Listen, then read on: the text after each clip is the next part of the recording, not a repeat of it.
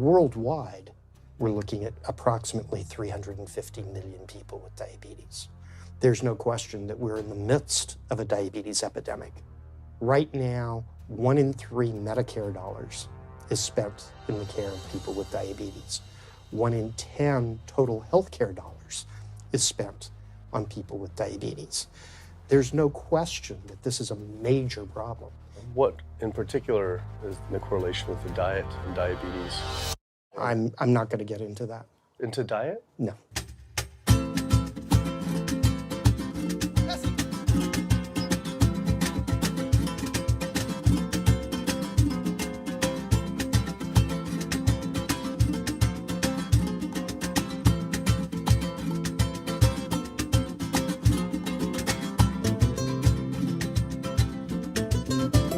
My name's Kip. I'm a filmmaker from San Francisco and I have a confession to make. I'm a recovering hypochondriac. Like so many of us, I have a family history of diabetes, heart disease, and cancer. My dad had his first heart bypass at 49, his second at age 50. My grandpa died young from diabetes complications, and both my other grandpa and grandma died of cancer. I was always paranoid that I would also get one of these diseases. Like any good hypochondriac, WebMD Symptoms Checker was essentially my browser's homepage. Even in my teens, I took Metamucil every day and a daily aspirin. I read all the latest self-diagnosis books, I ate every multivitamin I could get my hands on, and I was obsessed with bodily functions. I followed all the large health organizations' recommendations for preventing disease. I exercise regularly, don't smoke, don't drink soda, get enough sleep, reduce stress, and grew up eating what I thought was a healthy diet. Until... World Health Organization this morning has classified processed meat such as bacon and sausage as carcinogenic, directly involved in causing cancer in humans. Processed meat is clearly linked to an increase in cancer. Hot dogs or bacon could be just as dangerous as smoking cigarettes. The World Health Organization had looked at over 800 studies from 10 different countries, finding a direct link to consuming processed meat and cancer. Just one serving of deli meats daily increases your risks of colorectal cancer by 18%. I had no idea that what we ate affected cancer rates, but I never felt like I had eaten a lot of processed meats until I realized that processed meat includes hot dogs, bacon, sausage, salami, ham, pepperoni, cold cuts, and deli slices, basically everything I grew up eating. The World Health Organization classifies processed meat as a Group 1 carcinogen, the same group as cigarettes, asbestos, and plutonium, and classifies red meat as a Group 2 carcinogen. Was this like I had essentially been smoking my entire childhood? If processed meats are labeled the same as cigarettes, how is it even legal for kids to be eating this way? I thought this was new information, but many of these studies have been around for 50 years. I couldn't believe I'd been eating processed meats virtually my entire life and was just now finding out how dangerous they are. Why hadn't I been hearing about it from the American Cancer Society, the largest cancer group in the nation? When I went on their website, I was shocked to see that none of this information was featured on their homepage. But even more shocking, on their Eat Healthy page, they actually encouraged eating Group 1 carcinogenic foods like processed turkey and canned meats. This is after the World Health Organization reviewed over 800 studies definitively linking processed meat to cancer. Thank you for calling your American Cancer Society. My name is Sam. I'm a cancer information specialist. How may I help you today? Hi, I was calling because I was wondering why you all recommend people to eat processed meat on your website, which the World Health Organization has classified as a Group 1 carcinogen, which is in the same class as tobacco smoking, asbestos, and plutonium. This would be like a lung association having a how to roll your own cigarette section on their website. It's kind of the same thing. But let me just place you on a brief hold because He wasn't able to answer my questions and said someone would get back with me. I had always been concerned about cancer because both my grandma and grandpa died of cancer. I wondered if things would have been different had they known the link between diet and this terrible disease. In the US, 1 out of every 4 deaths is from cancer. Oh, sweet. American Cancer Society rep confirmed an interview this week. So we just went in for the interview with the American Cancer Society rep, and the security guard said there's no interview scheduled. So I went into my phone, and it turns out last night, after I told her that the interview is going to be about the correlation between diet and cancer, she said she could no longer do the interview. After repeated emails asking why she was declining my interview to simply talk about diet and cancer, she stopped responding altogether. Why would an American Cancer Society rep not want to talk about this? I was, however, able to connect with a growing movement of doctors who are willing to talk about the link between the standard American diet and disease. And it goes beyond just cancer. I took my old trusty van, Super Blue, once again out on the road. 2/3 of adults are now overweight or obese, and we have an epidemic cascade of debilitating disease that's overcoming the country. There's no way we can sustain the current style of care with the epidemic that we're creating with our diet and lifestyle choices. The diabetes, the arthritis, the heart disease, the dementia, the obesity, the cancers are affecting about 70% of deaths. All the data is that those 70% of deaths and morbidity are largely lifestyle related and preventable. Most kids by age 10 in the U.S. already have fatty streaks in their arteries, the first stage of atherosclerosis leading to heart attacks, strokes. Here in American medicine, we operate from the disease model. We are in the business of treating sick people. We are not in the business of trying to prevent people from becoming sick. When you look at chronic disease risk, all the things that we walk around worrying about, actually dietary choices trump smoking when it comes to those risks. If I could deliver one message to the researchers who are looking for the cause of diabetes and the cause of clogged arteries and the cause of high blood pressure and the cause of obesity, I would tell them the answer's in 3 words. It's the food. It's what Americans are eating. Today, with 2/3 of Americans being overweight, clearly there's a food issue. In the next 25 years, 1 out of every 3 Americans will have diabetes. My name's Michael Abdallah.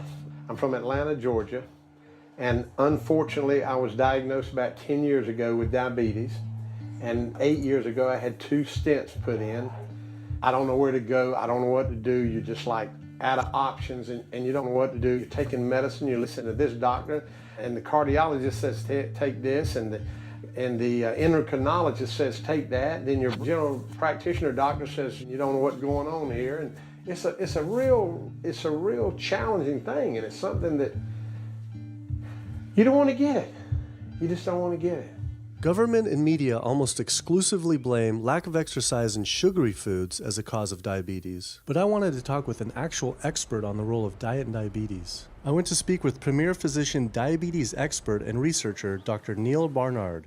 What role does sugar play in causing diabetes? It drives me crazy.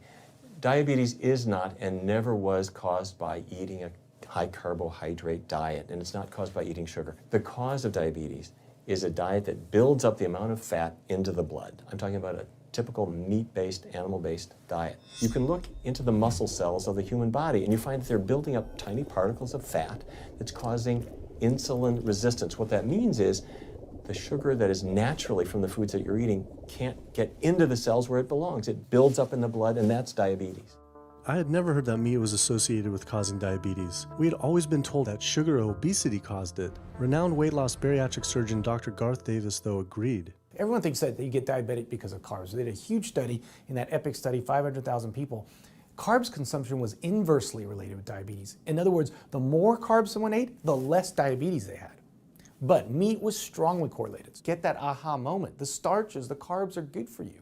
They're not bad for you. This idea that carbs make you fat is utterly ridiculous. Carbs cannot make you fat in and of themselves. We have storage in our muscles and in our liver for carbs called glycogen. So when we eat carbs, we either store it or we burn it. Now, eat fat, that goes straight to your fat. Your body can't turn those carbs into fat unless you're really overdoing the calories. Obesity, it's a death sentence. You're at much higher risk of getting cancer. You're almost certainly going to get diabetes. I mean, no one wants to fat shame, and we all want everybody to be comfortable with our bodies, but this movement to be comfortable with our bodies has made us comfortable with being sick, and that's a huge problem. I go into the hospital and I look around me, people on dialysis, all these sick people, and just about every disease in there is because of what people are eating. Here's the thing. If I eat a sugary cookie, The sugar lures you in like the Trojan horse, but waiting inside that cookie is a huge load of butter or shortening, and that's what fattens you up, and that's the part that leads to the diabetes. It's the fatty foods, not really so much the sugar. It's not that sugar is good for you. There's no nutrients in it. It's excess calories. But when you eat sugar, you don't get inflammation right away. When you eat sugar, you're not getting plaques forming in your vessels. When you're eating sugar, your body's going to store most of it as glycogen or burn it as calories. And so this focus on sugar has taken all the focus off meat, dairy, eggs, pork, turkey, chicken. People need to understand, if their child gets diabetes, you've just taken 19 years off their lifespan. We're talking life and death. I realized there was so much more about diet and disease that I hadn't ever learned. It felt as if this information had been practically withheld. Processed meat causes cancer. Sugar doesn't cause diabetes. I had doubt about the claims these doctors were making, so I did some searching on my own. Harvard researchers looked at 9 prospective studies finding that just one serving of processed meat per day increased risk of developing diabetes by 51%.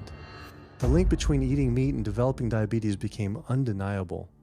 But when I went on the leading diabetes organization's website, the American Diabetes Association, not only did they not have this information front and center, they were featuring recipes for red and processed meat.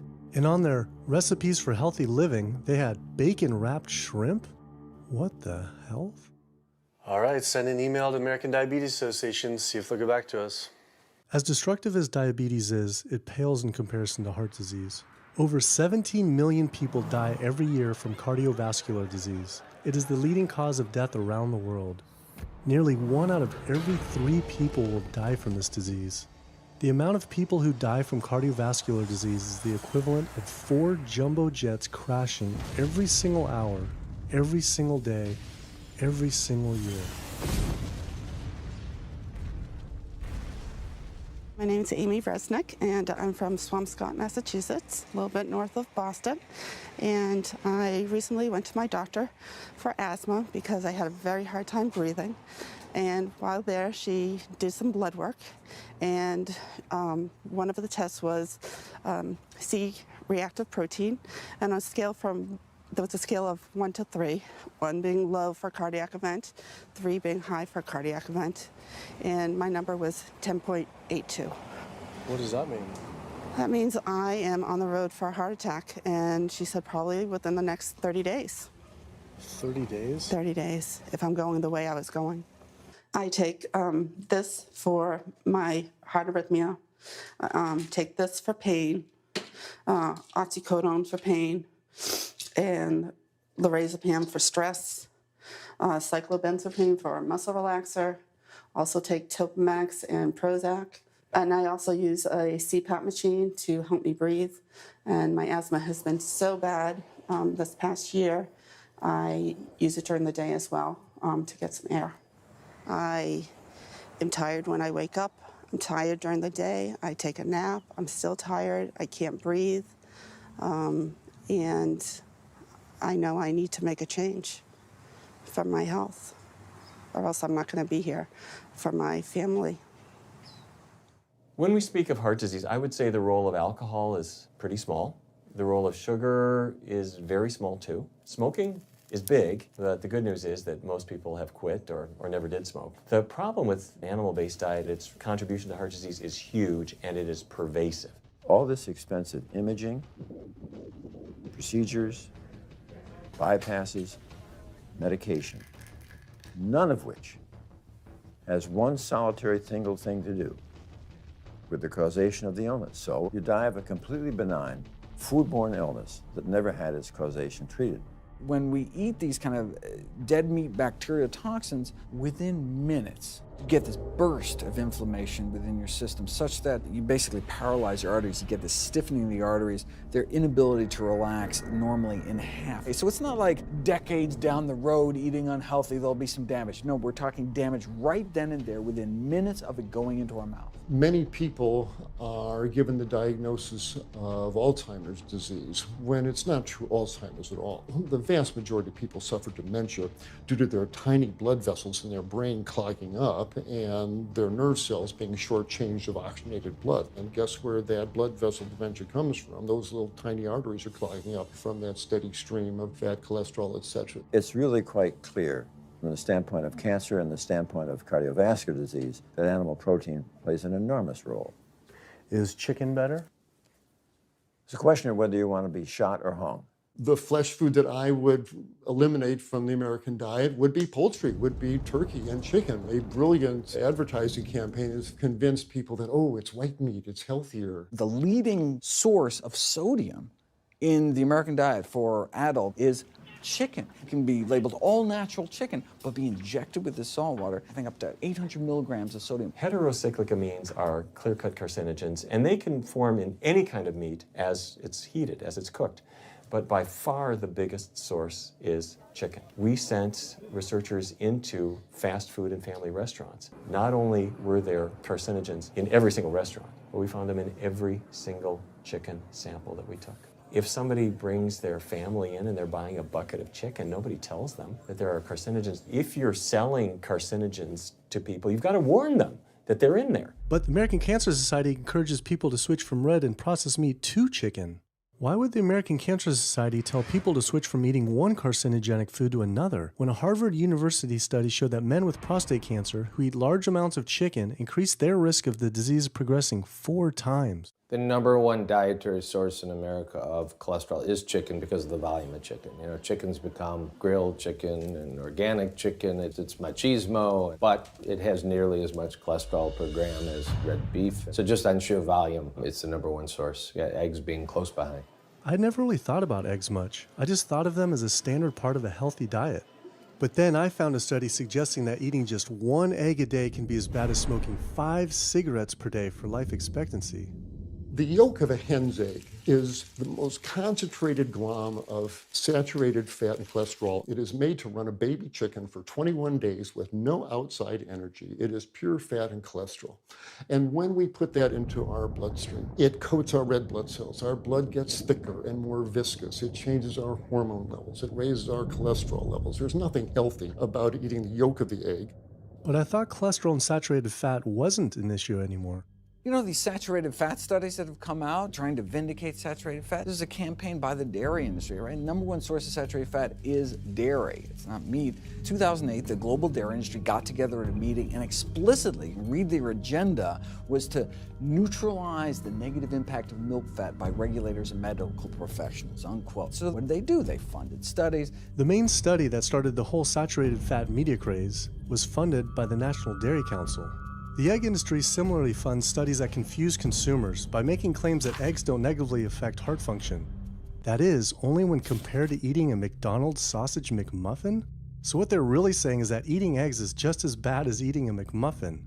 When you eat foods like beef or steak or a processed meat, a hot dog, you're not just getting saturated fat. You're also getting other additional toxins that are in that food. There's heme iron, carcinogens, processing chemicals. This is all a lot more complicated than just looking at saturated fat. You know, the strategy is not on making their products any safer. The strategy is to just try to confuse the public, to introduce doubt. You know, there's a famous tobacco industry memo. It's called "Doubt is Our Product." That's all they had to do. They didn't have to convince Americans that smoking was healthy, right? They just had to introduce doubt. Then they would win.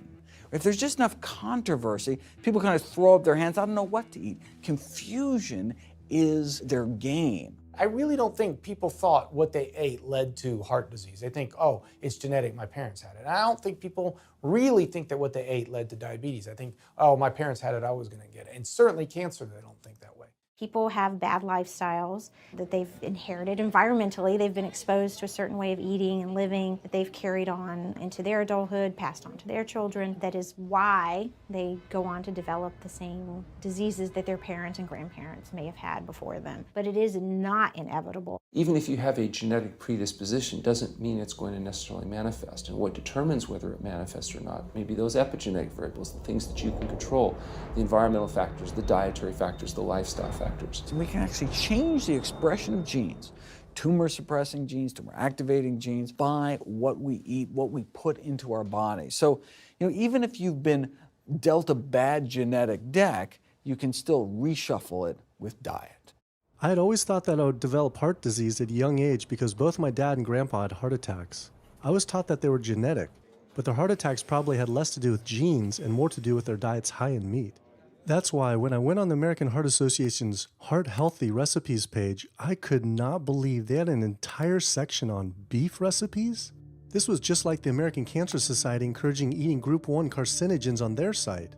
Meatloaf, pork loin, steak on your recipe list? Are you kidding me? It's like this menu is trying to give people heart attacks. At your website, and we noticed Heart Healthy Recipes, and we were kind of bewildered by why there's a bunch of recipes on, a whole section on beef recipes, and there's also a section on egg recipes when there's such a strong link between beef, red meat, and heart disease. I honestly don't know because I don't do that, I guess. That's not what I do. Another organization rep that wasn't able to answer my questions, but he said that he'd have someone get in touch shortly. I was, however, able to talk to the president of the American College of Cardiology, Dr. Kim Williams. So the American College of Cardiology is a 47,000 member and growing organization with a dedicated mission to reduce heart disease and to improve patients' lives. And if you look at the incidence of hypertension and diabetes and mortality in men, they actually get reduced as you go higher and higher in terms of how much you restrict animal products. What about fish? So fish is a little different. You've got the 4 worries, which is PCBs, mercury, saturated fat, and cholesterol. And the cholesterol is all over the place. You can hit tuna in water, that'll be almost less than a glass of milk, to salmon or tilapia, which is higher than a pork chop. If you look objectively at fish, what you find is they've become essentially mercury sponges. And that's why in many parts of the country they warn you, don't have more than so many of these fish a week because it's getting too much mercury can kill you. Fish are eaten by bigger fish who are eaten by bigger fish, and these pesticides and herbicides bioaccumulate in the fish flesh. And these big fish, including the salmon, which people think is the healthiest fish, truth is the amount of pesticides and herbicides in the flesh of these fish are shocking, and they have estrogenic and cancer-promoting properties in them. They'll say, well, but don't sardines have less concentration of toxic waste product than other ones? Something being less toxic doesn't make it healthy. It just makes it less toxic. Farmed fish is by no means healthier. All the antibiotics that these animals have to be fed, similar to chickens and turkeys kept in confinement. These fish get infections. They get fungal infections, they get bacterial infections. You've got to feed them antifungals, antibiotics, and these substances accumulate in the fish flesh as well. I always knew that pollution was bad for our health, but I had never thought about the environmental pollutants affecting food.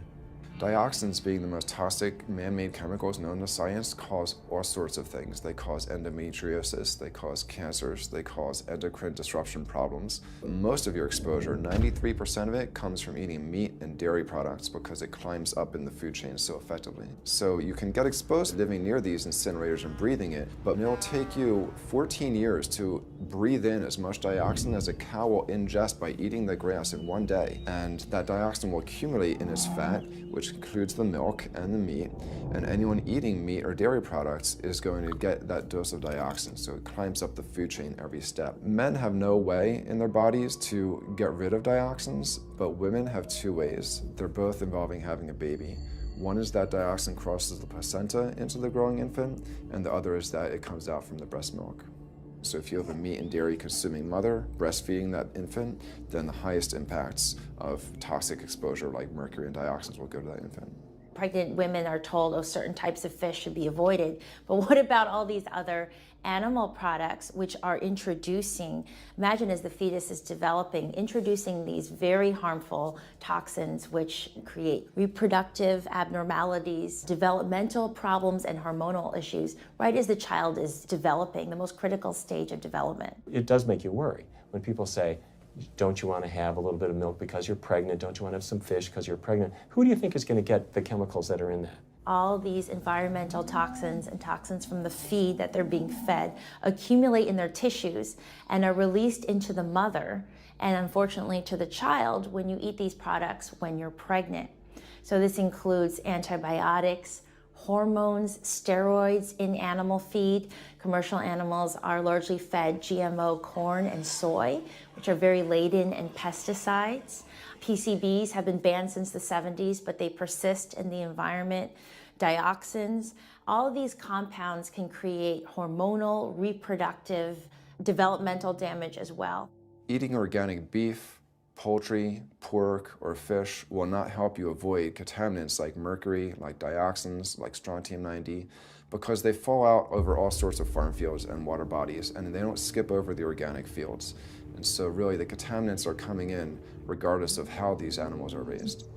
I had always been concerned about the possible health impacts of GMOs, but then found out that most of the world's GMO crops are actually consumed by livestock, with dairy cows consuming the most per animal. This fact, with everything I'd learned about bioaccumulation, made dairy terrifying, especially considering how much cheese I ate in my life. Cheese is an amazing product when you think about it. It's probably one of the single best foods at compromising health that you're going to actually feed to people. Think about it. You've got an animal product, so you've got all the issues of biological concentration. You have a highly processed food product, and not only does it have naturally a lot of saturated fat, but you put a lot of salt into it. There's a strong link between dairy foods and autoimmune diseases. And so that can show itself up as excessive production of mucus and exacerbation of asthma in kids who are prone to that, and even adults. And also there's an association between dairy foods and multiple sclerosis and type 1 diabetes, which is an autoimmune disease, and other rheumatologic problems.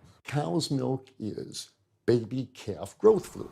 That's what the stuff is. There's absolutely no child or human on earth who actually needs the milk of a cow any more than they need the milk of a giraffe or a mouse. Most people in the world are lactose intolerant. I mean, that's the normal state of affairs. Why would your body create this enzyme to digest lactose after weaning, after infancy? It doesn't make any sense. 73% of African Americans are lactose intolerant, 95% of Asians, roughly 70% of Native Americans, and about 53% of Hispanic Americans are lactose intolerant. Our government is encouraging Americans of color to eat foods that it knows is going to make them ill. Ultimately, what that boils down to is the government is telling me as an African American to eat food that's going to make me ill for no health benefit so that it will benefit dairy farmers. That's a form of institutionalized racism. Yeah, milk is a risky food for human consumption. As a pediatrician, I see on a daily basis children suffering from conditions that are linked or associated to dairy consumption, such as eczema, acne, constipation, acid reflux, iron deficiency, anemia. Cow's milk protein is the most allergenic food. People say, well, no, I want hormone-free, not injected with bovine growth hormone. But milk is this hormonal fluid, so it's just packed with sex hormones and natural sex steroid hormones like estrogen, progesterone. In fact, doesn't matter if it's conventional milk, doesn't matter if it's organic milk. Milk without hormones, that's an oxymoron. Organic dairy has just as much saturated fat and cholesterol and galactose and all the things that you don't want as conventional dairy. Dairy products in general have a lot of other products associated with it, not the least of which is pus.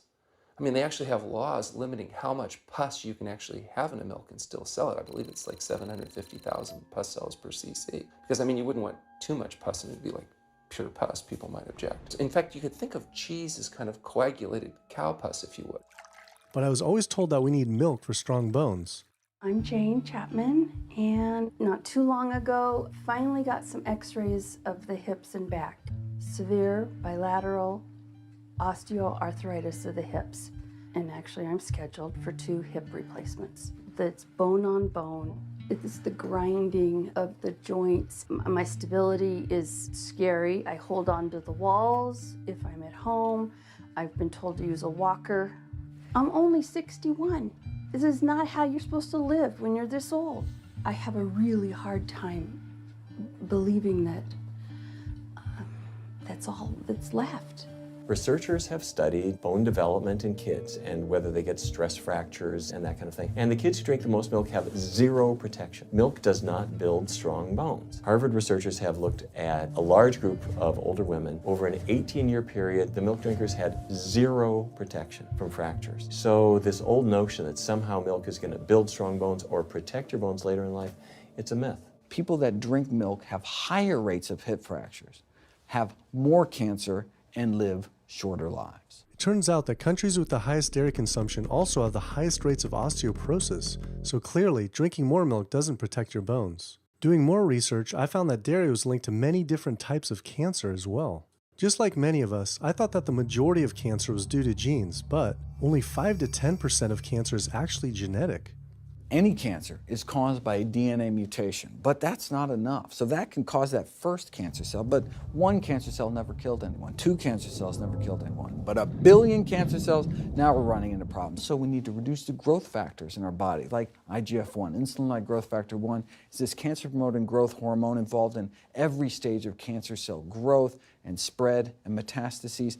Any animal protein boosts the level of IGF-1. Dairy products increases your risk for various forms of cancer, especially those related to your hormones. So breast cancer, prostate cancer, ovarian cancer. So this is not a product, even in its most pure state, you want to be consuming because it does come with risk. I found out that dairy can increase a man's chance of getting prostate cancer by 34%. And for women who've had breast cancer, just 1 serving of whole dairy a day can increase their chance of dying from the disease 49%, and dying from anything 64%. Why weren't breast cancer sites like Susan G. Komen warning everyone about this? For calling Susan G. Komen, this is Jocelyn. How may I help you? Okay, so we're wondering why you don't have a huge warning about the dangers of consuming dairy on your website when there's a direct link to breast cancer. There was a study published in the Journal of the National Cancer Institute that found out women consuming dairy who has had breast cancer increases their risk of dying of breast cancer 49%. I was wondering why it's not on your website. We cannot answer these types of questions. Once again, another health organization rep saying someone else would have to answer my question. Rather than risk being stood up again, I went straight to the local Susan G. Komen chapter to see if they would answer my questions.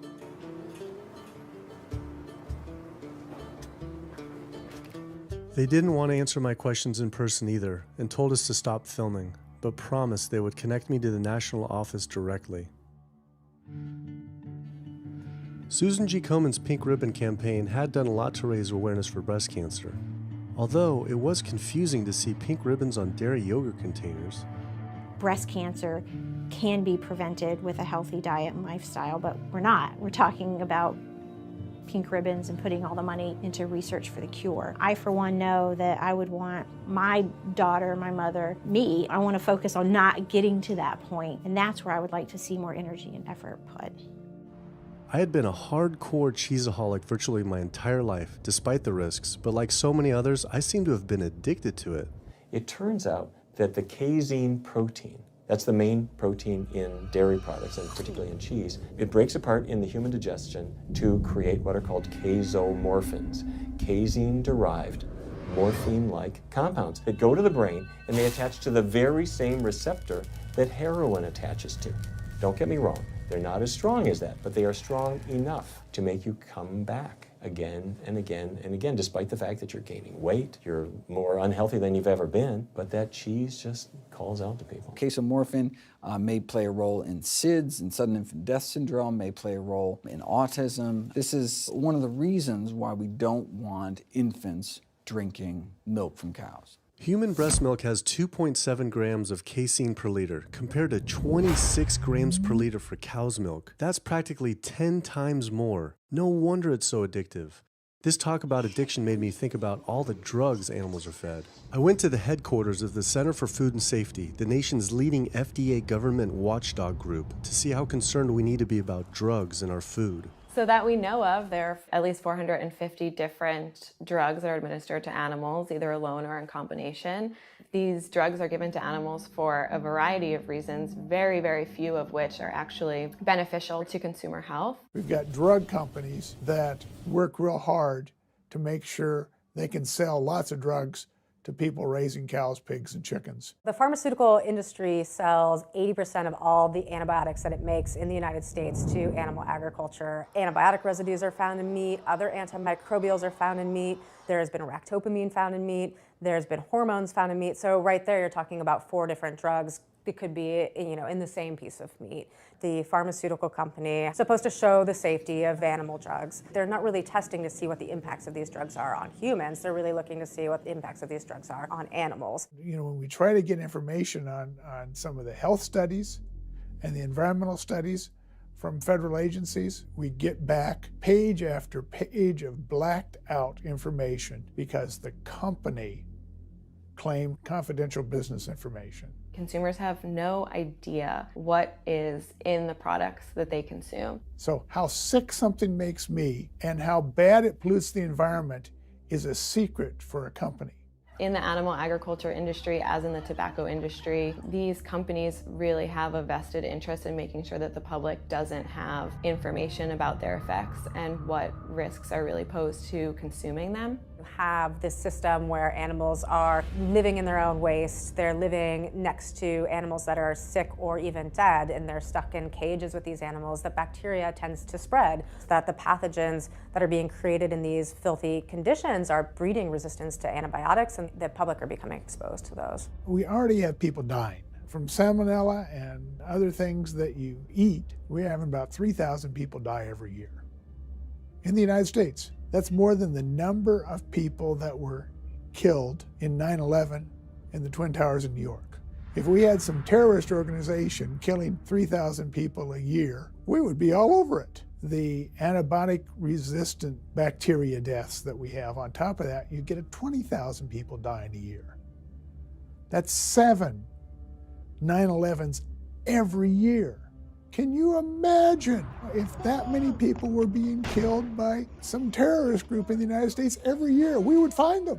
You know, the World Health Organization has said we're nearing a post-antibiotic era in medicine. You'll be at risk in minor surgeries to have a fatal infection. You'll be at risk going to the dentist if you have a tooth extracted.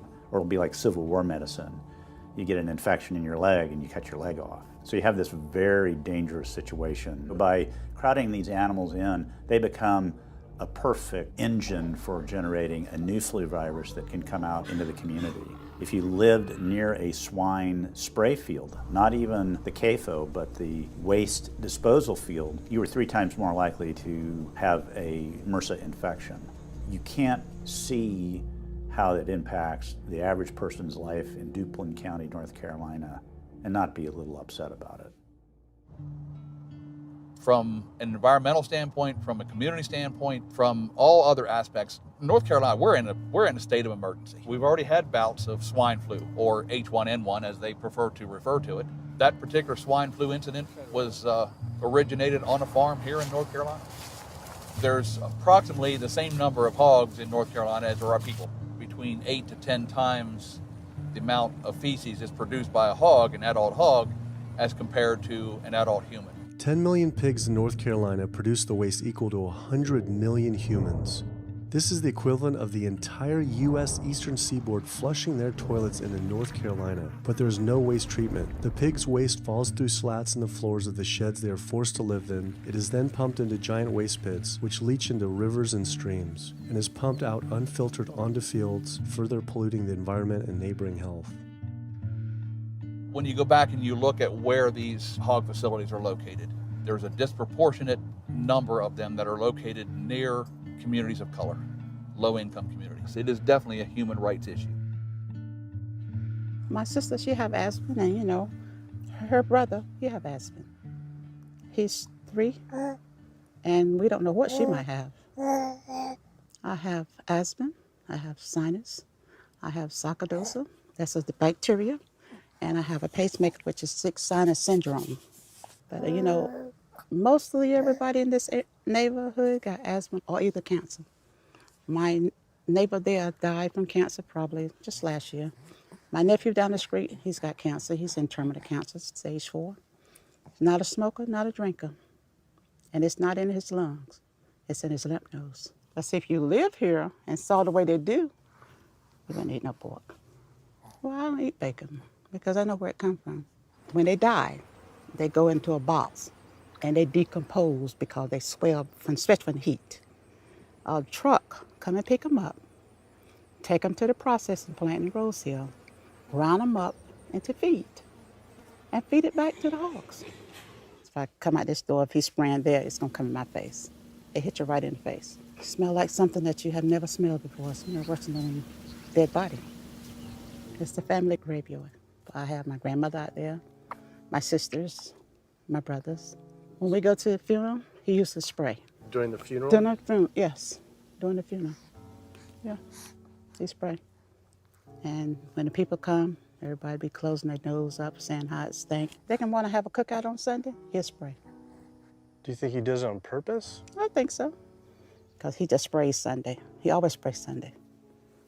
And in most of these area, hog houses and turkey house is in the black area or the Hispanic area. It's either or. Do you think it's also a civil rights issue? Yes, yes, I do. Yes, I do.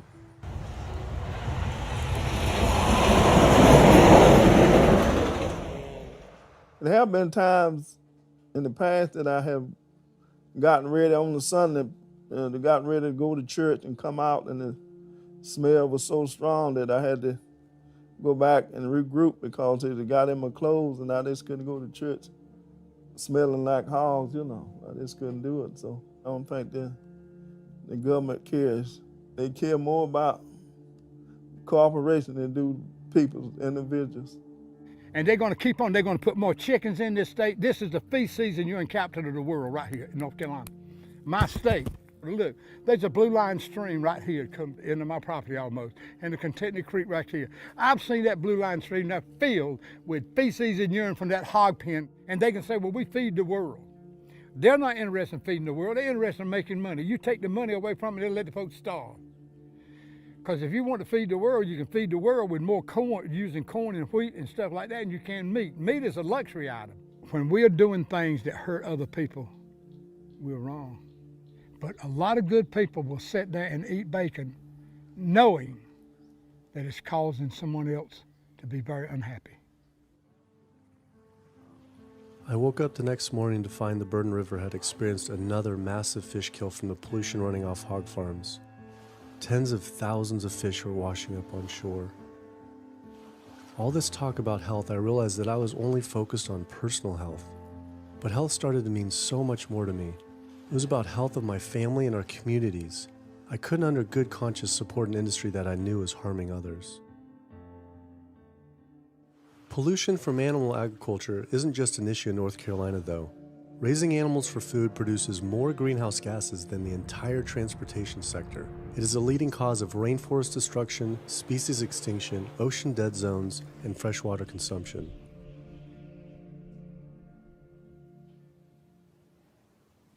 American Diabetes Association actually finally got back and they agreed to an interview. Preparing for the American Diabetes Association interview, I took a look at their diabetes diet and meal plan recommendations, and they were loaded with foods associated with causing diabetes. How could they expect people not to get diabetes if this was the food they were recommending? And then I saw multiple peer-reviewed studies published on the National Institute of Health website showing that a low-fat, plant-based diet was more than twice as powerful at controlling and even reversing diabetes than the ADA recommended diet that included meat and dairy. Well, the mission of the American Diabetes Association is to identify a prevention and a cure for diabetes, but in the meantime, to improve the lives of all people who are affected by diabetes. And what's the best way to prevent this? For type 2 diabetes, it's unclear. We can't prevent type 2 diabetes in everybody. When we're doing the research, we came across a lot of studies that said that you actually could potentially cure or reverse diabetes with a purely plant-based diet. I don't believe there's sufficient evidence to demonstrate that. How does it compare to the ADA diet that you recommend? We don't recommend a specific diet. We recommend healthy eating. The one that's on the website. We recommend healthy eating. Do you have a whole list of exact day-to-day, the meal plan, the whole meal plan? All they are selections of foods to consider. We do not have a diabetes diet. But with that selections, that you consider that plan compared to a plant-based plan? No one's done that study. We found actually some studies, that a 74-week study found that low-fat vegan diet versus the ADA plan in type 2. I think we're done here. I'm not gonna get into an argument about. Oh no, I was just wondering the studies of if this is true or if it shows that. Any diet works. Any diet works if people follow it. But if it's a diet that's not the proper diet, like if anyone follows a diet that they eat I can't tell you what a proper diet is. I can tell you what an improper diet is. So then we can talk about the good diets. I'm not sure why. I'm not going to get into that. Into diet? No. Why not? If that's where you want to go with this, I'm sorry, I'm not the person that you should be talking to. And why is that though? If that's what you want to get into, I'm not the person you need to be talking to. Who do we talk to about diet? You can talk to anybody you want. But that's interesting though. Why not recommend a diet? Because the data don't exist to support it. But if we see data that we looked up that supports it with, like, you know, the NIH, in Europe, the European Association of Study. We're done. I'm sorry. I'm not going to get into that argument with you. No, it's not an argument. I'm not going to get into the argument. Why is it an argument? It's just talking about in European study of diabetes and other places that have studies, why... There are lots of studies. Why is it even an argument? There are lots of studies in the literature, many of which have never been replicated or, frankly, are wrong. That's why we do peer review, okay? The European Association of Study of Diabetes has been peer reviewed? Or I don't know what study you're referring to, and in the absence of being able to see that study, I'm not going to comment. I could show it to you. I'm sorry, I don't have the time for that. I just don't understand why it's an argument, though. Okay.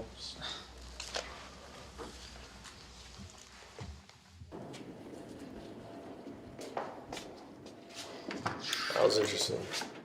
What he wanted to talk about was people living longer with diabetes. But once you mention eliminating diabetes or prevention, oh, whoa, now you cross the line. Prevention and cure, whoa, let's not go there. Not only did Dr. Ratner, the chief medical officer of the American Diabetes Association, not want to talk about diet, but the fact that he had such an emotional reaction to my question made it feel I was digging into something that he didn't want uncovered. I had always thought there was no prevention for type 1 diabetes, but then I did research and came across countless studies referencing the link between exposure to dairy at a young age and type 1 diabetes. I mean, this is a food made for baby cows. Cow milk protein gets into the bloodstream, and the body says, hey, this isn't supposed to be in the bloodstream. It makes antibodies to the cow milk protein, which then attack the pancreas and destroy the pancreas. How is this possible that ADA wouldn't have this forefront on their website? Why wouldn't they be warning all parents about this, even if there were only a slight chance? Why were they recommending people to actually eat these foods linked to diabetes? It seemed all of the large health organizations were encouraging people to eat the very foods linked to the diseases they're supposed to be fighting against. American Heart Association promoting beef, American Cancer Society promoting processed meat, pink ribbons on dairy products, and bacon-wrapped shrimp on American Diabetes Association. And then it all came together. What if?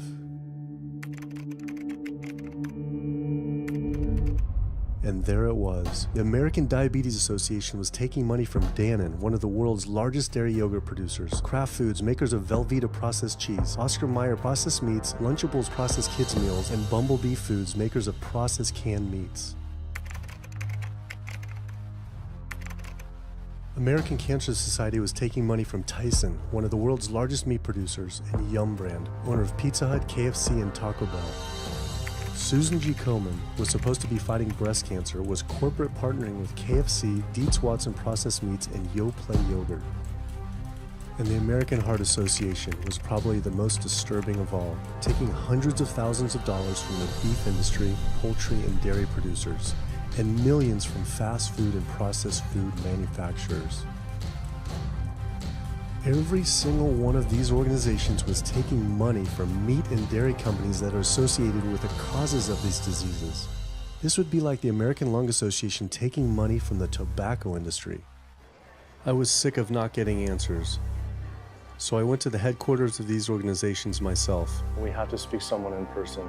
There's millions of people dying from the foods that they're recommending people to eat. I wanted to find out why Susan G. Komen had accepted $35 million from Yoplait when their products can increase a woman's chance of dying from breast cancer 49%. And ask American Cancer Society if taking money from KFC and Tyson was the reason they promote eating meat. but every one of these organizations declined to be interviewed.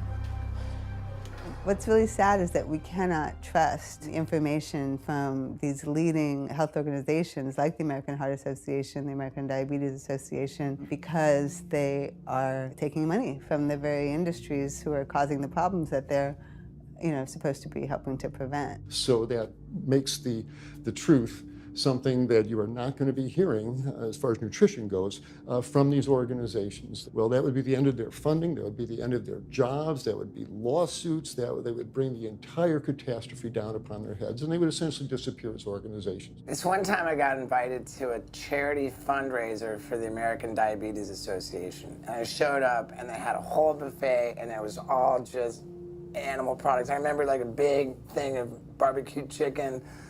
And I was like, I stormed out. I said, like, serving chicken at a diabetes event is like serving alcohol at an AA meeting. It just doesn't make sense.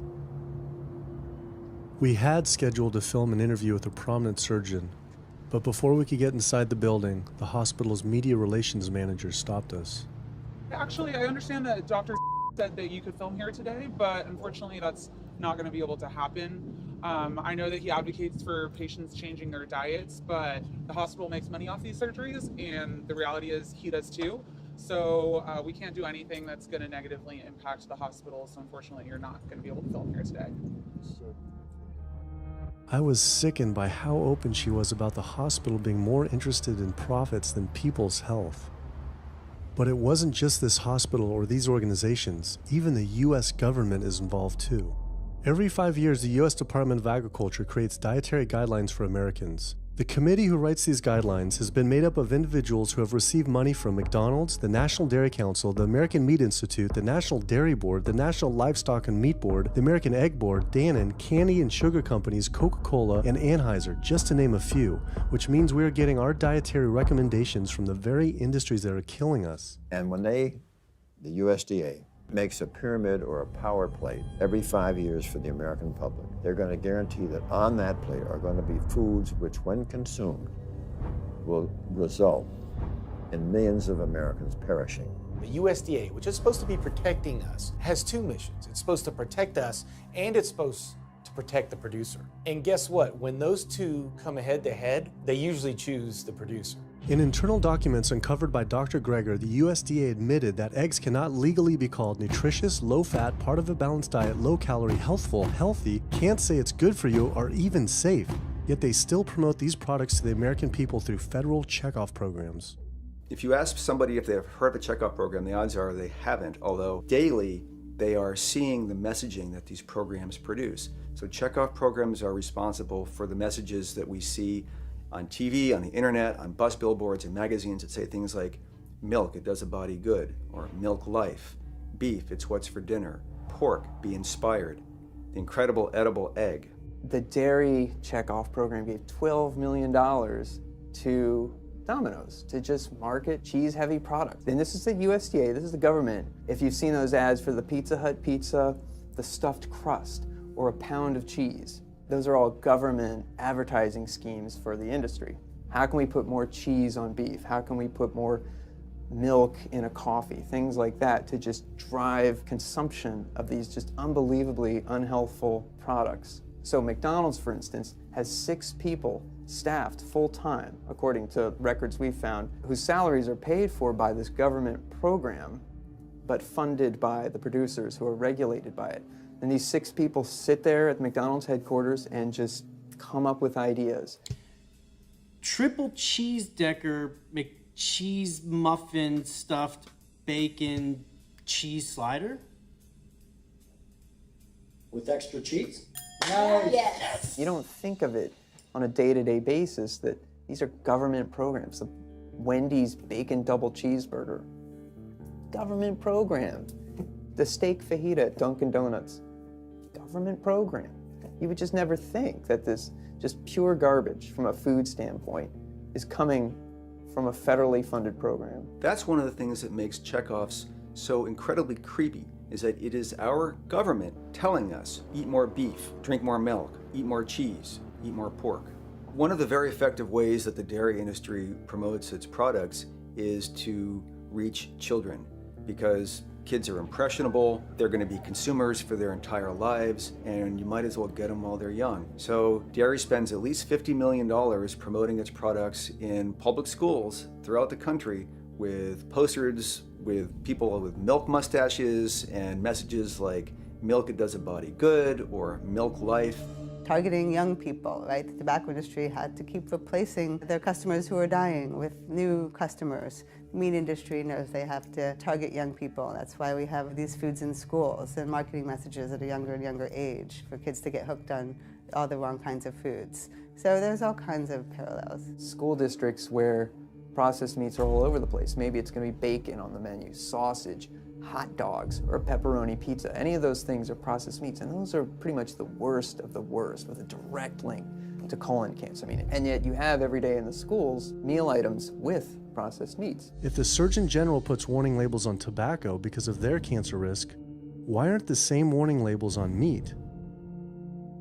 Based on the publicly available data, we know they spend at least $557 million promoting their goods through checkoff programs. We know that they spend at least $138 million lobbying Congress. We expect that they spend a good deal more than that in figures that simply aren't publicly disclosed. The industry's lobbying power is so strong that they can create laws and push through legislation that doesn't benefit Americans in any way, such as ag-gag laws that criminalize whistleblowing or photographing abuses by this industry. Activists in the U.S. can be charged as terrorists for disrupting the profits of any business that uses animals under the Animal Enterprise Terrorism Act, to the even more ridiculous ones like cheeseburger laws.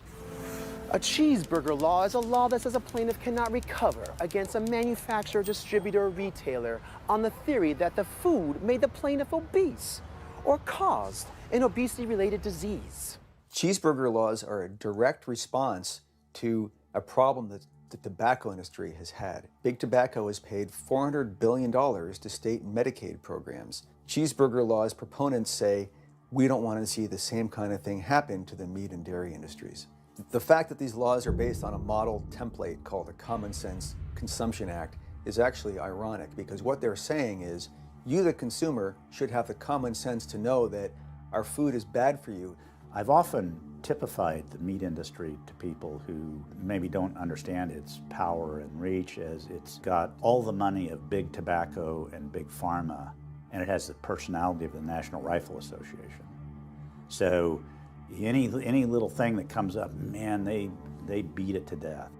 Robert Martin wasn't exaggerating. When the profits of the egg industry were threatened by egg alternative company Hampton Creek Foods, extremely disturbing emails were uncovered by Ryan Shapiro and Jeffrey Light. We uncovered documents demonstrating the American Egg Board considers Hampton Creek, quote, a crisis and major threat to the future of the American egg industry. The American Egg Board considers a successful egg replacer company to be such a threat that they joke on their government email addresses about murdering the CEO. In internal government emails with the heads of the egg industry, they suggest having the CEO of Hampton Creek, Josh Tetrick, murdered, including a menacing email from the executive director of the American Egg Board.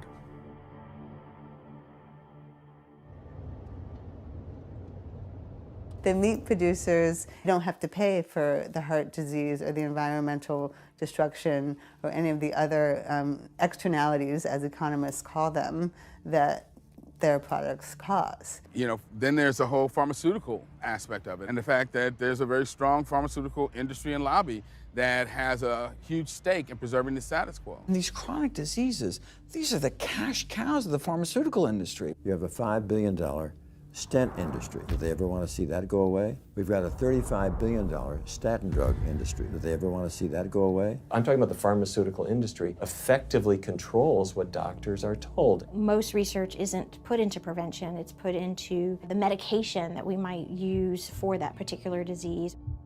I'm on 2 different high blood pressure medicines, 6 asthma type medicines, even after 4 years of shots. And then another medicine to help take care of side effects from some of those medicines. I'm on high-level antidepressants, a couple of different pain meds for my back and hips. I'm taking about 16 drugs, not counting the insulin in the morning.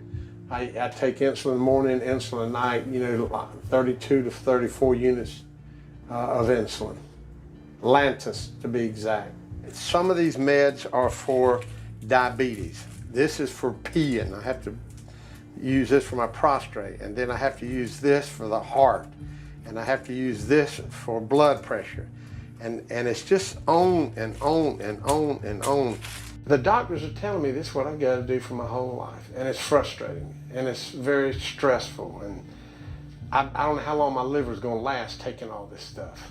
Under conventional medical treatment, whether it be for autoimmune disease or even conditions like high blood pressure or diabetes, you're told that you have to take drugs, and not just for a week or a month or a year. You're told you have to take drugs forever. You're guaranteed that if you follow your doctor's advice, you'll be sick forever. You'll never get well. That's the guarantee. Because the strategies are all about manipulating the symptoms, not dealing with the underlying cause. You come in with that diagnosis, you get a bunch of pills that have nothing to do with the disease causation, or you get these procedures that have nothing to do with disease causation. It's a deception to say this pill will help you unclog your arteries, this one will save you from a stroke. No, it doesn't. The people who take the statins, etc., they still get their heart attacks, they still get their strokes. This does not reverse disease. This does not make plaques smaller. This is a fraud of massive proportions. In the US, treating chronic disease such as heart disease, cancer, and diabetes is a $1.5 trillion industry. That's the GDP equivalent of the 10th richest country in the world. I went back and dug deeper into the health organization's funding, and there it was again. These organizations were accepting millions of dollars from pharmaceutical companies that are making billions of dollars from the very same diseases these health groups are supposedly trying to end. It seemed like a major conflict of interest, unless ending these diseases isn't really the goal. The pharmaceutical industry spends more money on lobbying than any other single industry. Just like animal agriculture, they are so powerful they write their own laws that have had activists imprisoned to silence them.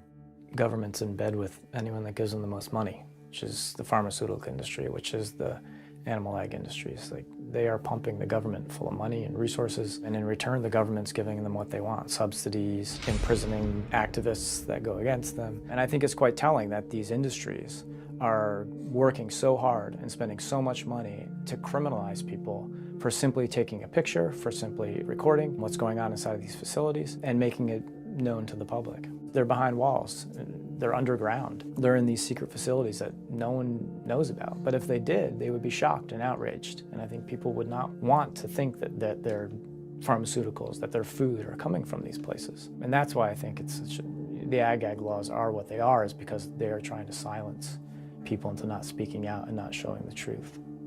I finally realized how deep the collusion truly is between government and these industries, and how dangerous it could be to expose them. These concerns intensified after meeting the USDA whistleblower who revealed mad cow disease in the US meat supply. USDA operates like the military. So when I got on TV and that, right away USDA sent out memos to all the veterinarians and food inspectors. If anybody from the media ever contacts you, do not talk to them.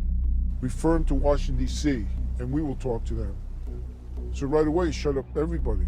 American public should be very concerned about this, what's going on with USDA. Here in the United States, we have at least 4 cases of mad cow disease, but I'm almost positive there's more cases than that, but the government isn't looking for it. So what you're saying is that there could be already mad cow disease in humans. Right, and I think a lot of it was misdiagnosed. With the Alzheimer's or dementia, it takes several years, you see the progression, but to make it easier, these doctors just sign off on it as dementia or Alzheimer's without actually taking a biopsy of the brain to see if it's that, or is it actually a prion disease like Creutzfeldt-Jakob disease or mad cow disease.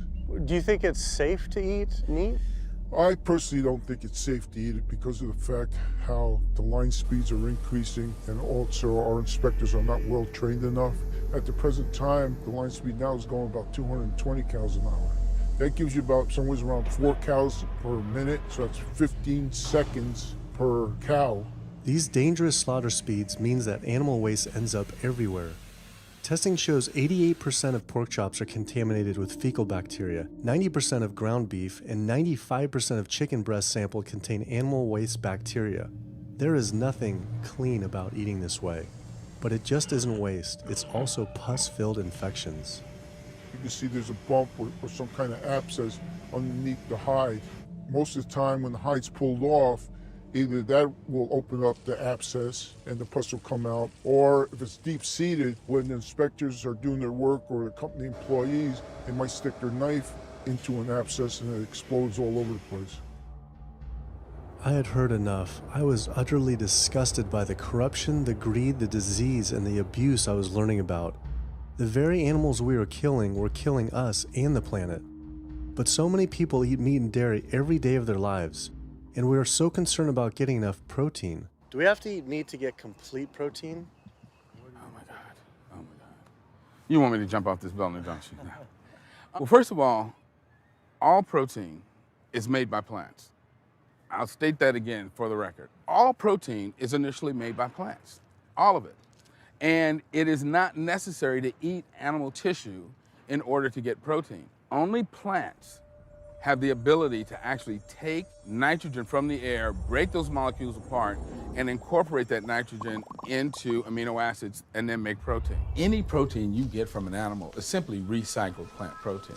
If you ate a diet that was calorically adequate, and even things like brown rice and broccoli, and you got enough of it, you'd get enough both quantity and quality of protein. 2,000 calories of brown rice and broccoli is going to be about 80 grams of protein a day, including the essential amino acids that you need in order to maintain optimum health. I mean, grains are loaded with protein.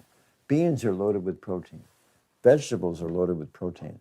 You really want to get your protein from plants because plant proteins have a much more beneficial effect on our physiology. The funny thing about protein is most Americans get about twice the amount they need. Most Americans get less than half the amount of fiber they need. But the conversation tends to always be about protein. So in my mind, it's just this magical marketing campaign that protein has taken on over the decades. The question is not where do you get your protein, it's where do you get your fiber? I have never in my professional career seen a protein deficiency. I've never seen someone come in eating normal amounts of calories and they're protein deficient. You just don't see that. So human milk has the lowest protein content ever in any species ever tested. I mean, that's the fluid that's been designed by evolution over millions of years. And that's just like the perfect food for human babies, right? Perfect food, lowest protein content any other mammal. And so it gives a sense of kind of protein requirements for food. Anything. So look, then rat milk, ape milk, donkey milk, any milk has ever been tested. And you hear this a lot in bodybuilders. They're like, well, I need, chicken, or I need fish to be, to be strong, to build muscle tissue. That is utter nonsense. The largest, strongest terrestrial animals on the planet are all herbivores. The biggest, strongest animals are all herbivores. When we bring in people and they're on meaty diets and we transition them to a plant-based diet, we always track what they're eating. Their vitamin intake goes up. Their nutrition overall goes up, dramatically better. And these same people might worry in advance, will I get the nutrition that I need on a plant-based diet? The fact is, you're not getting the nutrition you need on a meat-based diet, and you're going to get dramatically better nutrition on a plant-based diet. For an average-sized guy like myself, I need about 56 grams of protein a day. That's optimum. Probably I really need 30 to 40 grams a day. Diets that are really high in these protein create diabetes, create heart disease, create cancer, create the diseases that I'm treating on a daily basis. But this is the opposite of what all the high-protein diet fads say. The food you eat determines the bacteria that live in your gut. Well, you eat animal flesh every day. You are summoning up bacteria that eat carnitine. And those bacteria will turn that carnitine into a molecule called trimethylamine. Your liver then turns that into trimethylamine oxide. That's a molecule from hell. That molecule drives cholesterol into the artery walls. And the people who are consuming this flesh-based diet are contributing to plaque building up. They may lose weight on this diet, and that's good. But what's happening inside your arteries, paleo friends? What's happening is that plaque is building up, and these are the folks who dropped dead at the gym at 39. Boy, he was lean and he looked really good. But where is that cholesterol going? It's going into your artery walls. So I believe these paleo folks are setting themselves up for an epidemic of clogged arteries, colon cancers, autoimmune diseases. This is not a healthy diet. We are not carnivorous apes. Humans' closest living relatives are chimps, who get 97% of their calories from plants and the remaining 3% mostly from insects. Comparing the anatomy of true omnivores like bears, who eat both meat and plants, to frugivores like primates who eat almost exclusively plants, the differences are pretty clear.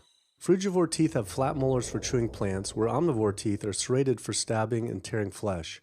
Frugivore jaws can move forward and back and side to side. Omnivore jaws cannot. Omnivores have much stronger stomach acid for digesting meat compared to less acidic stomach acid of frugivores. The intestines of frugivores is 9 times their body length compared to 3 times for omnivores. This is because meat will putrefy in the gut unless it is moved through quickly. If humans were indeed true omnivores, we would need to change our physiology and appearance quite a lot. But we fit every requirement of a frugivore. We may behave like omnivores, but anatomically, we're frugivores. Human beings, unlike bears and raccoons, and to some extent dogs, don't have that mixed anatomy and physiology that you see in the true omnivores, and thus we are not true omnivores. In humans, the canines have become really small and rounded and actually function like accessory incisors. They're utterly useless for ripping and tearing anything other than an envelope. So the idea that the mere presence of the canine somehow means that we're supposed to eat meat is silly. He was right. I always thought my canines were for meat, but what kind of animal could I actually kill and eat raw with these tiny teeth? The thought alone was disgusting. I mean, everybody loves a smoothie made with fruit and even some vegetables, but if you think about putting a fish or a piece of beef in a blender and grinding it up, the thought is absolutely repulsive. All these diseases I had learned about were from eating a diet our body wasn't designed for.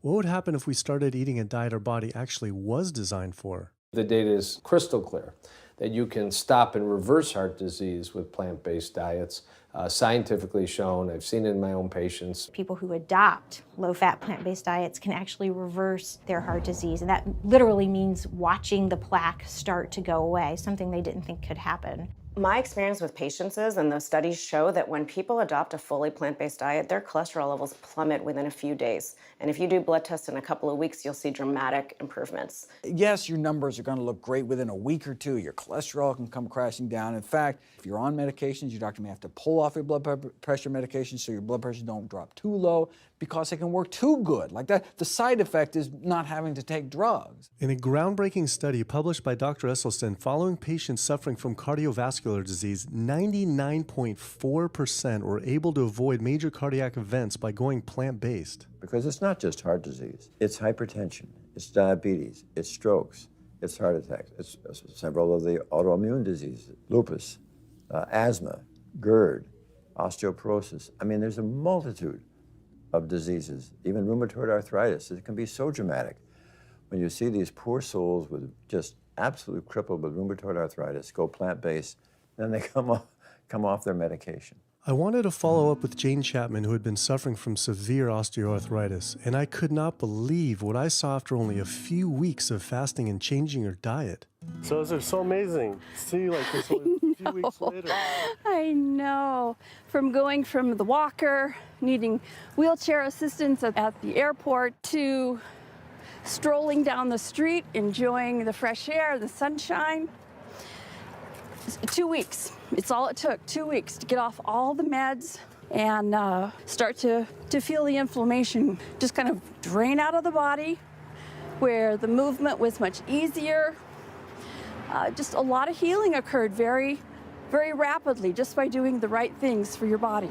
When you're treating diseases with drugs, you know, there's one drug you take for cholesterol, a different class of drugs you take for high blood pressure, different class of drugs you take for diabetes. But with diet, a plant-based diet affects all these diseases, one diet to kind of rule them all. The impacts of eating this way go far beyond ourselves. By getting rid of heart disease alone, we would save up to $48 trillion in the USA, 3 times the US GDP. Conditions like high blood pressure, you don't have to take the drugs the rest of your life and be sick forever. What you can do is live in such a way that it gives the body a chance to heal itself. We took 174 consecutive patients with high blood pressure, and 174 people were able to lower their blood pressure enough to eliminate the need for medication. For inflammatory bowel disease like Crohn's, the best remission rates ever achieved through a plant-based diet. MS, multiple sclerosis, the best results ever achieved compared to any medical, surgical, any kind of intervention was a plant-based diet. You can see that with every sequential reduction in animal products, people live longer, they have less heart disease, they have less cancer, they have less diabetes. You can actually take human cancer cells, put them in a petri dish, and you can drip the blood of those eating vegan, get about 72% suppression in human prostate cancer cell growth in vitro. They wanted to try this again with women and breast cancer. So they said, let's see what a plant-based diet can do. After just 2 weeks, their bodies cleaned up. You drop their blood on the same carpet of cancer cells. You can clear off the whole plate. This is after just 2 weeks eating healthy, which raises the question,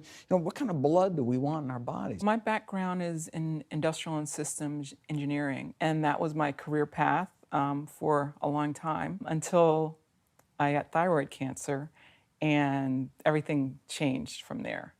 I decided that I wanted to try alternative methods and treatments rather than have surgery and have my thyroid removed, which meant I'd be on medication forever, and I didn't want that. I just started reading how a plant-based diet can heal the body, and it has worked for so many people.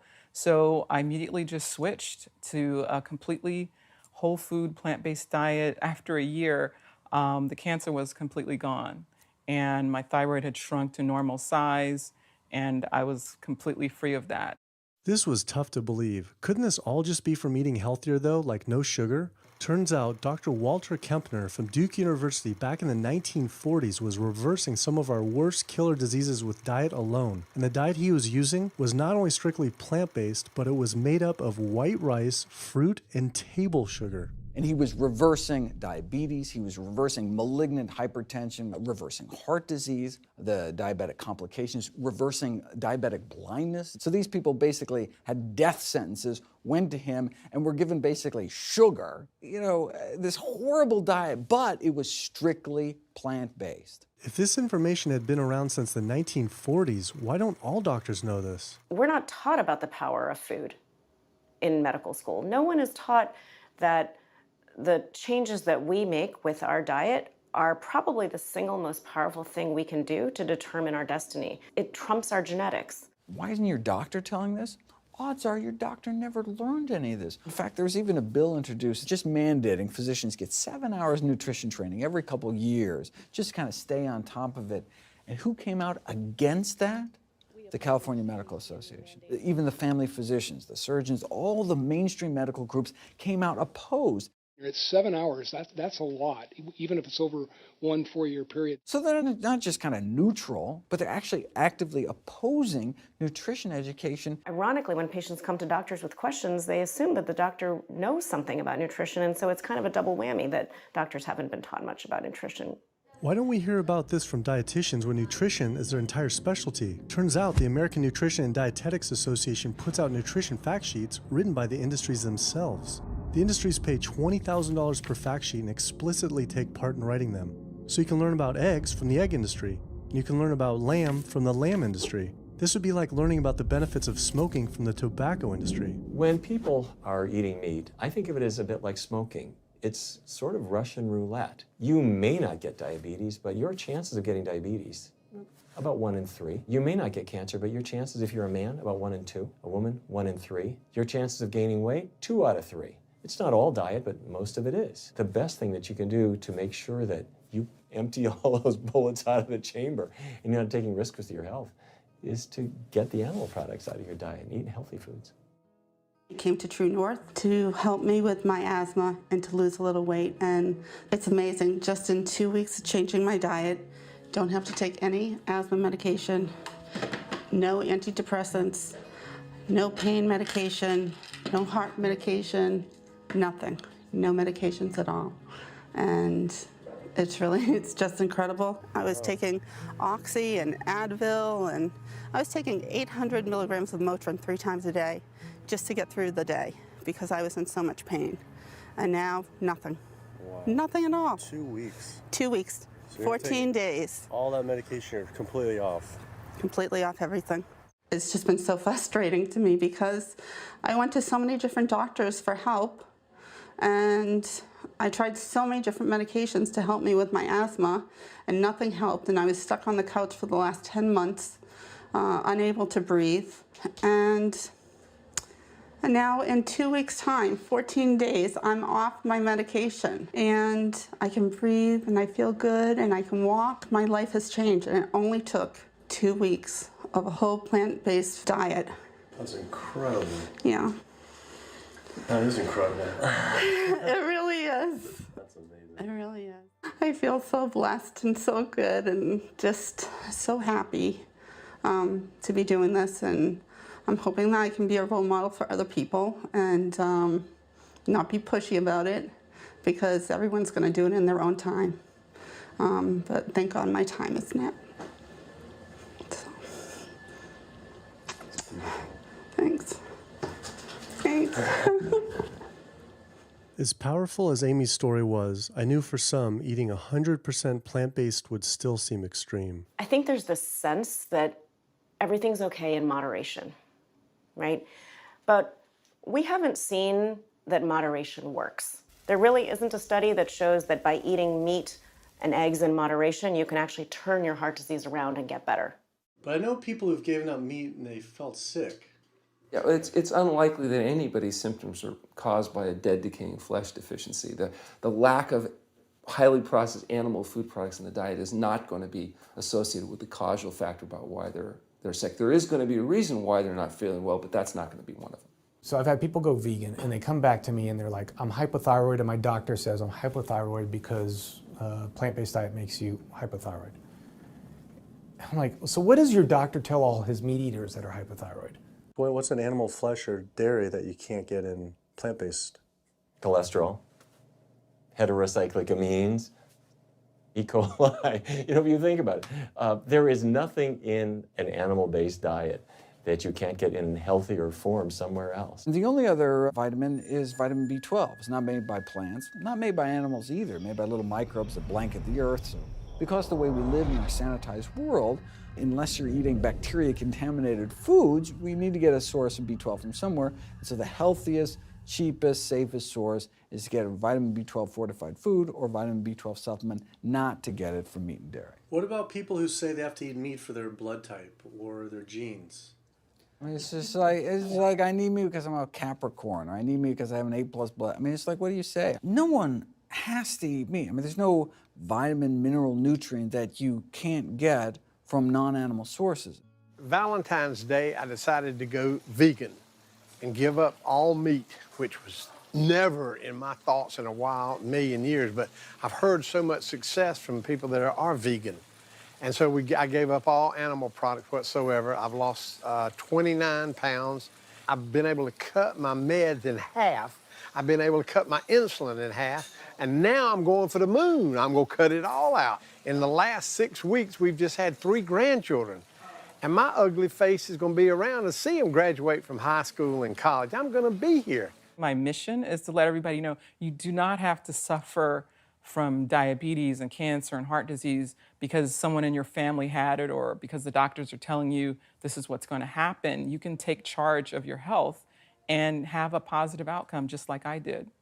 The reason I'm so committed to this is, my grandmother had diabetes and I didn't know what I know now about healing the body. And if I did, I feel like she could have lived at least a few years longer. And so it's in her honor that I do what I do. Because I could save someone else's grandmother, aunt, uncle, father from that, So I'm excited about getting the message out there. There's a common belief that eating plant-based is expensive. Not at all. It can be done in a very inexpensive way where you buy foods that are in season and you shop in the bulk bins, and that saves a lot of money. You can eliminate a lot of your expenses on your grocery bill by not buying meat and dairy because those things are expensive. Our meal plan for a family of 4 is $25 per person in the family. 2064 is your total. 2064, whoa. That's for an entire week of food. Really? An exploding movement of elite athletes are utilizing vegan diets to heal injuries, speed recovery times, and enhance their performance. Before I was vegan, I was only bench pressing 315 like 5 times. Then after going vegan, I was doing 400, 425, 465. And I was like, oh my God, this is amazing. I'm vegan and I'm bench pressing 465 pounds. This is ridiculous. And as soon as I went vegan, tendonitis started disappearing. My strength in my right arm started coming back. High blood pressure was going down. You can't be strong and be dying on the inside. That's not strong. That's weak. That's really weak because yeah, you look big and strong on the outside. Yeah, big man. No, but your heart's crying for help on the inside. You're dying. I'm a professional parkour athlete, a two-time world freerunning champion, and more recently I got into Ninja Warrior, where I'm captain of Team Europe as we won USA versus the world. For something like Ninja Warrior and parkour specifically, you really need to have a good strength to body weight ratio. So I was carrying mass that I really didn't need. And when I went vegan, I lost 15, 20 pounds. I was more agile, I was more efficient, more stamina in my body. Just that extra bit of pop that I didn't have before, it just gave me that extra strength. So this is a very vibrant way to live. It can enhance you as an athlete. For me, 100% better athlete than I was before. It unlocked a whole new chapter of my training. The science is there, the health is there, the athletes are there proving that you don't need to eat dead animals to be strong, to be healthy. I started working out when I was 47 years old. All the muscles you see, I gained as vegan. I gained 15 pounds of muscles on my body, eating all plant-based vegan foods. All the aches and pains in my body, it just went away. Because I'm not ingesting so many inflaming foods, the acidic foods that animal products are. Gorillas, rhinos, and elephants, they all get their muscles and strength from eating plants. That's what I do. I travel all around the world for my surfing, and I've always been able to eat vegan. I feel like if you want something, you can make it happen. I just don't make any excuses. I would never not be vegan now that I know all the benefits and now that I know how it feels to be vegan. Every aspect of my life has been improved by adopting this lifestyle. I feel better, I perform better athletically, I sleep better, my energy with my kids is better, my focus at work is better, everything is better. My skin cleared up, kept myself trim for 9 years now doing this. All I can tell you is that I felt and I continue to feel better than I ever felt before. My friend Jason Lester and I were the first people to do this challenge called Epic 5, which entailed doing 5 Ironmans on 5 Hawaiian islands in under a week. An Ironman is a 2.4-mile swim followed by a 112-mile bike and then running a marathon, 26.2 miles after that. So we did 5 of those in a row on 5 different islands in a little under a week. Yeah. You almost die? Yeah. Where'd Did you you get die? So I guess the famous question, where did you get your protein in there? From plants. Like so many people, I was looking for excuses not to change my diet. But once I finally did, I felt liberated. Within days, I could feel the blood running through my veins with a new vitality. Within weeks, I felt a transformation throughout my entire body and mind. Not only could I survive on a purely plant-based vegan diet, I could thrive. I felt amazing. I competed in my first marathon in 6 years, training half the amount and beat my personal record by 23 minutes. Less than a month later, I did my first full Ironman. Although I could possibly get away with eating a little bit of meat and dairy without ill effects to my personal health, I could no longer willingly support an industry I knew was causing so much suffering to communities, families, and all life on the planet. A whole new world opened up. I felt whole again, connected to a greater sense of what true health is, and where true health doesn't end with me, but begins with us.